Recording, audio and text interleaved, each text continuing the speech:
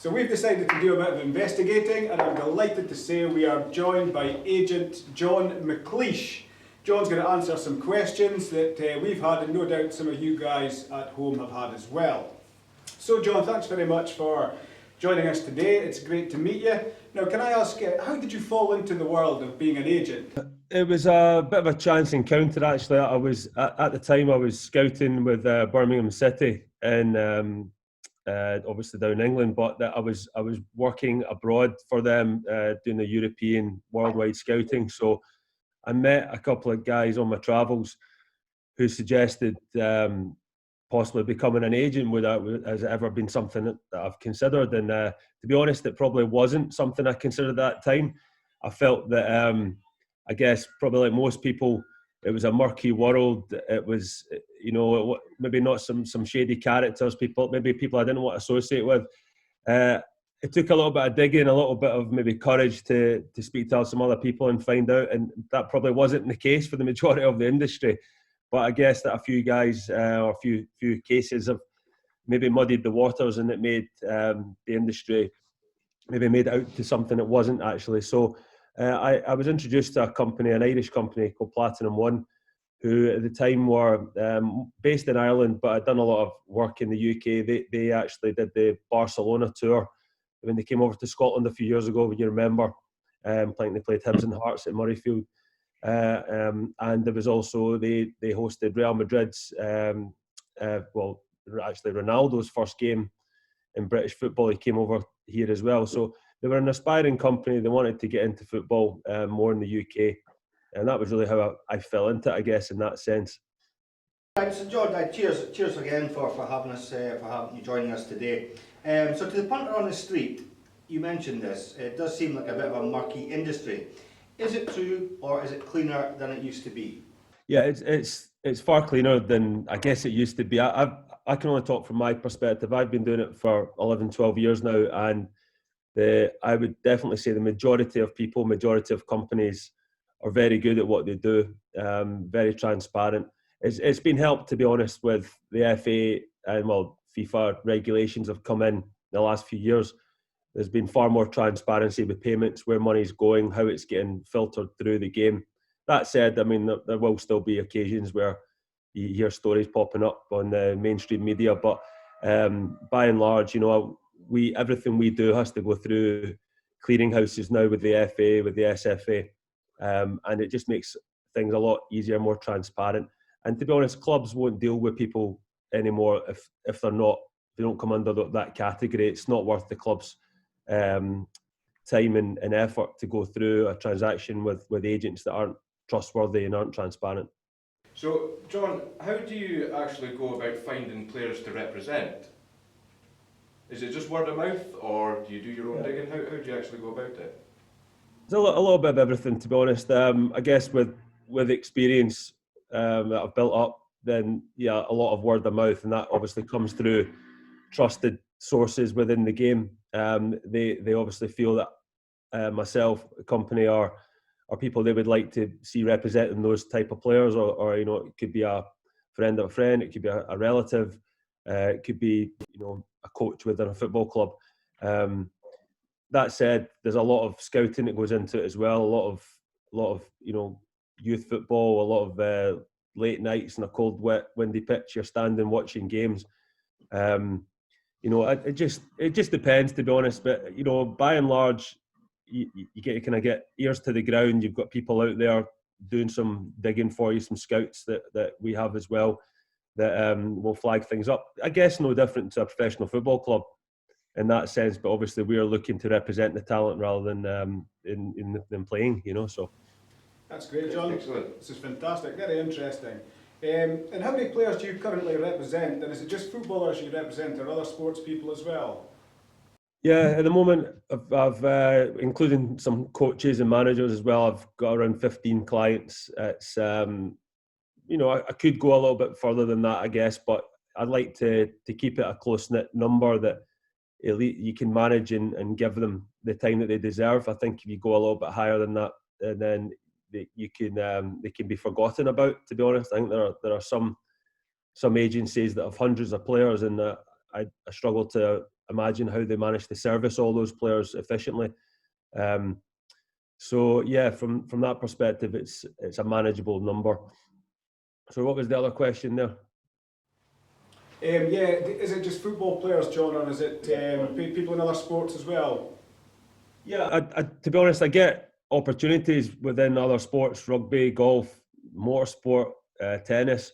But I think it would be, again, a disservice to those people to take them on as day-to-day clients. I think you need to specialise in the sport that you're good at, basically, and I think all those sports have different aspects of the day-to-day life. Especially something like golf and tennis, you'd be travelling the world all the time. It wouldn't be efficient for me to do that. I'd have to have a completely different career path. But again, there are commercial opportunities within these other sports that have some synergy with football.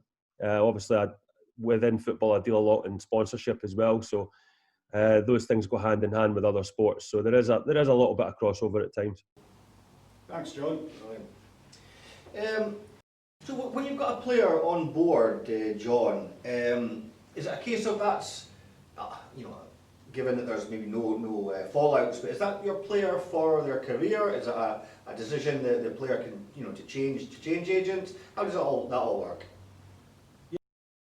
So there's a set contract length within FIFA guidelines. It's a maximum of 2 years you can sign a player for. Okay. So we are bound by that technically. I mean, some agents will choose not to have contracts, obviously, but then you run the risk of a player just leaving at any given time. So we have a bit of security for those 2 years. I guess it's a little bit like a club contract. If the player is contracted for usually 2 to 3 years with a club, we've got similar. So we are no different to clubs. We need to try and renegotiate or get a new contract in place with clients, really on an annual basis. Brilliant. So with regards to a player sale, John, is it just like any other business transaction? Or, i.e. does the club send an invoice to another club? How does that aspect of it all work? Well, the club-to-club stuff is just like it sounds. That's for them to work with it, I guess, with a transfer fee. I will have a role to some extent of needing to know that, trying to get the valuation of the player accurately, representing that to the buying club, trying to strike the best deal possible, obviously for the player, but for the clubs as well. When it comes down to the nitty-gritty of the transaction, and that's not something that I'm involved in. I would only be involved in the player side and obviously the agency side in terms of the fees available there. Out with that, there's commercial opportunities that I probably touched upon, if sponsorship deals, boot deals, etc. So, but in terms of you hear about the transfer fees getting thrown around. It's ultimately, I'm not privy to the final paperwork that goes within that. So, there could be other clauses, sell-on fees, etc. So the majority of the time, that's usually club to club that have all that information. As well, is there VAT charged on a player transfer, like if you were doing a normal business transaction, but you maybe don't know that element as well, John? Yeah, I mean, there should be. I mean, as I said, everything's got to go through the clearinghouses now with the FAs, and obviously HMRC it's been well documented. I've been well on top of football in the last couple of years, especially, there's been aspects of like third-party ownership and things like that. Yeah, no, VAT's obviously has to be, depends on obviously your threshold, but yeah, it would be included. And I think that's probably fair to say, isn't it? Because I think clubs, more so now than ever, really treat players, and maybe not coming across wrong here, but they're an asset, they're an actual asset to the club, aren't they? Yeah. Just like a piece of hardware or something like that. I mean, so it's, I don't see why that would be any different for a player, I guess. So if you're representing player A, John, and are helping him to move to club B for, say, 3 million plus add-ons, what would come under add-ons? I mean, could you enlighten us a little bit there? Yeah, add-ons, it depends. I mean, it depends on the scale of the transfer, but usually an add-on at a 3 million level would be a future transfer fee, for example, a percentage of a future transfer fee. So there was, I think Callum Wilson just went to Newcastle for, I don't know, roughly 25 million. Coventry City had a sell-on fee on top of that. So they're probably, I don't know what it would have been, 15-20% possibly, that they would have now reap the reward out of that from that future sell on. I know Aberdeen, I think, have added into that Scott McKenna transfer to Nottingham Forest. So there'll be that. There'll probably be incentive-led add-ons. So maybe if they win the league, if they get in Champions League, if he plays a certain amount of games for his country, that those kind of things are the type of add-ons that could be thrown on. What was the guy who plays for Southampton that came from Celtic and then Dice Boys Club? Oh yeah, Armstrong. Armstrong. I mean, that was an interesting one, wasn't it? The Dice Boys Club got 120 grand from a sell-on fee, making the richest, basically, youth boys club in the land, I guess. But it was a very unusual one, that I believe, because he wasn't snapped up by a big club until was it Celtic? Mm-hmm. Was it Celtic? So that's how the 120 grand went back to Dice. It was interesting, that. Obviously doesn't happen very often. And does the player get a slice of the fee when they sign, and what kind of percentage would that be? That can depend as well within the player's contract. Some contracts are written in that over maybe a certain amount of money, the player may get a percentage of that. So let's go back to your point about £3 million transfer. Potentially, the transfer fee that the club maybe would have accepted may have been, say, £2 million, but the agent or the other club, they've managed to squeeze an extra million out of that. So potentially within that, using the example, the player may have written into his contract that anywhere between 2 and 3 million, he maybe get 10% of that, and maybe if it's over 3 to 4 million, it's 15%, and so on and so on. It just, again, depends club to club and specific players, agents, what they try and get written into players' contracts. Thanks, Paul. Okay, and still on the same kind of theme, does the agent's actual commission percentage reduce as the transfer fee goes up? Does that tend to be how it works? No, the agent's fee is usually, it should be born from the player's gross value of the contract. So there will be, again, occasions where potentially agents have written in that, if it's above 3 million, 4 million, 5 million, they'll get a percentage as well.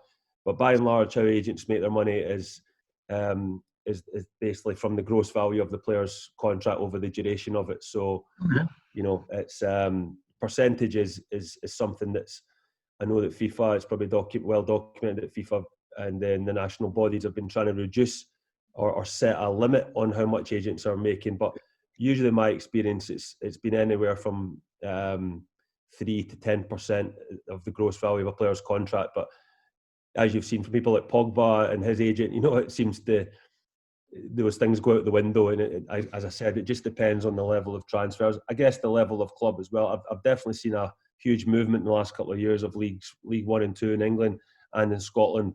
A big reduction in fees, trying to reduce their costs, which you can understand, especially now with COVID. It's going to be even harder. And what about, John, if say one of your players that you represent is out of contract, and say that there's no transfer fee involved, how do you as an agent negotiate something to make that deal beneficial for you as well? Yeah, well, within that, I guess there's a train of thought where that you've ran down the contract, you've potentially rejected a couple of offers that you could have all made money within that period. So you may have gone a year, 18 months, having foregone a decent fee. You could then look further down the line when the player ultimately then does transfer to another team on a free transfer, that your argument would be, well, we deliberately ran it down to obviously we lost some money out of that, but now obviously want to try and make up that on the next deal. And it's just business at the end of the day. We're just you try and get the best for the player, and obviously it's a business we're running as well. So, but I think clubs obviously don't have to pay a transfer fee at that stage, so they've saved potentially, if it's a decent level player, they've saved a few £1 million. So really, in the grand scheme of things, they're getting a player on a free. Might have to outlay a little bit on wages and agency fees, but in the grand scheme of things, they've got a bargain out of it. And is it just, I guess, like anything else, buying asset finance, if you like? Do clubs get bank loans to buy players? I mean, do they go that much into debt to buy a player they're really after? Yeah, I believe they do. I mean, I deal with a few commercial agents down south that work on takeovers and acquisitions, and there's definitely clubs that I think Tottenham, again, probably well documented. They've taken out big loans in the past, even recently. I think it says pay for the running costs, but I would imagine that they would be using some of that to pay for salaries and transfer fees as well. Sure. You just got to look at some of the Spanish clubs. They've leveraged. I don't know if it's the same as the Rangers Ticketus situation, but there's some Spanish clubs that would get a huge loan at the start of the season and leverage that against ticket sales, and go out and buy top players. But I think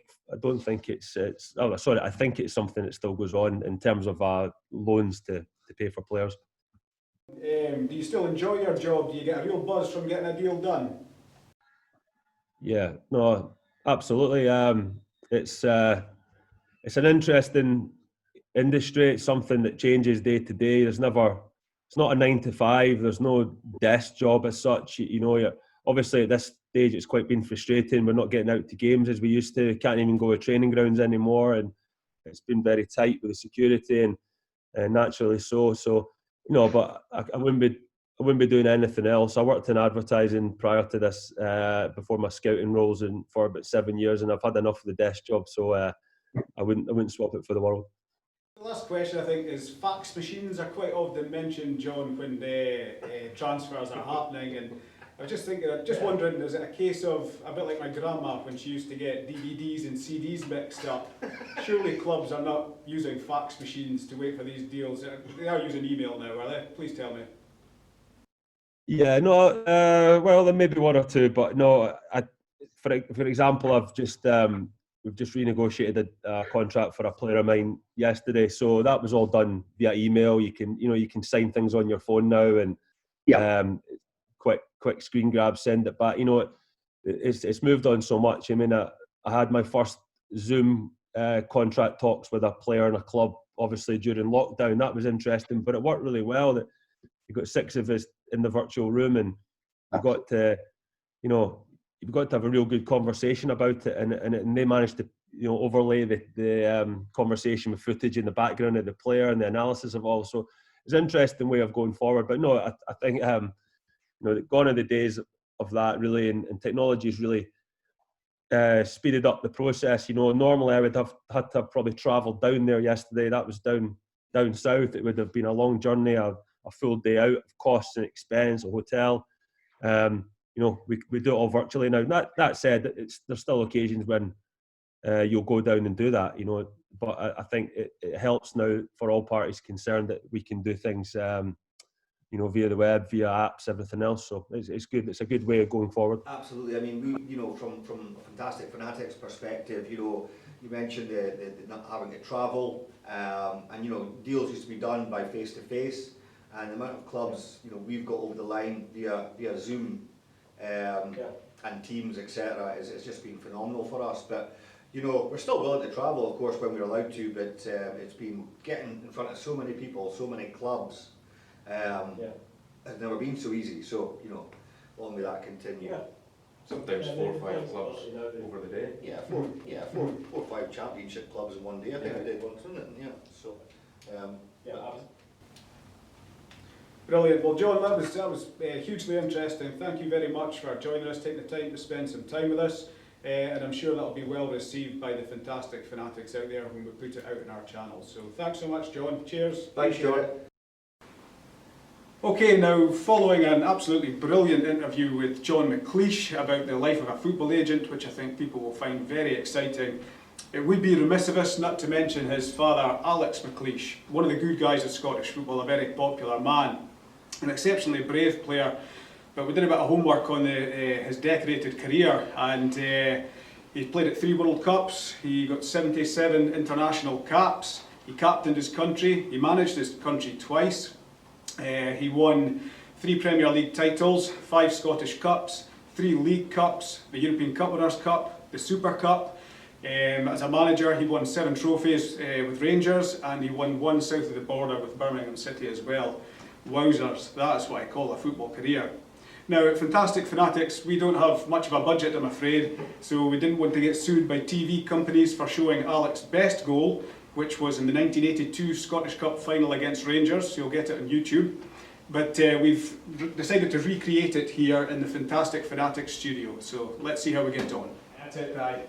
He certainly looks up. He sees that the goalkeeper is off his line, and right foot late bends that round the goalkeeper into the top corner. What a marvellous goal.